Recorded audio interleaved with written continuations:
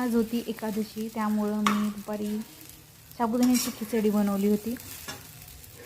आणि मी ती खिचडी हलवते, पण खिचडीपेक्षा कढई जास्त हलवत होती, कारण मी एका हाताने व्हिडिओ काढत होती आणि एका हाताने हलवत होते.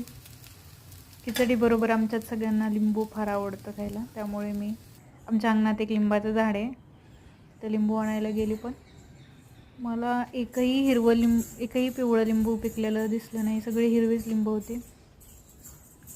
मग काय, कसं तर फार शोधाशोध केल्यानंतर एक लिंबू घेतलं, ते हिरवंच होतं. म्हटलं चला याच्यावर कसं तर ॲडजस्ट करूयात.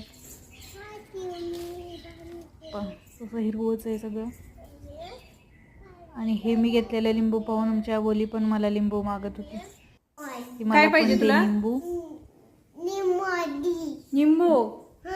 त्यानंतर मी मसाला करायला घेतला होता, त्यासाठी इकडे मसाले भाजून घेतले होते आणि ते बारीक मिक्सरमध्ये करून घेऊन त्याचा मसाला तयार केला होता आणि एका डब्यात भरून ठेवला, कारण त्याचा वास जाऊ नये आणि ते छान राहावेत म्हणून.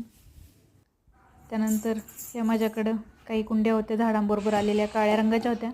म्हणलेला थोडं छान लुक देऊया म्हणून कलर देऊन घेतला, पण तो काही मला विशेष जमला नाही. म्हटलं त्याच्यावर काहीतरी डिझाईन करूया म्हणजे छान दिसेल, तर मी त्याच्यावर डिझाईन केलं.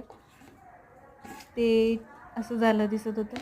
माझ्याकडे होते थोडेफार कलर, थोडेफार नाही, आणले होते मी, आवडतं म्हणून काहीतरी करायला. अशा पद्धतीने झालं होतं, पण नाही आवडलं मला. मग म्हणलं जाऊ दे, आपण दुसरं काहीतरी बनवूया. मी छोटे छोटे कानातले बनवले होते. हे होते मोत्याचे, साधे सिंपल छोटेसे कानाला चिटकून असे कानातले.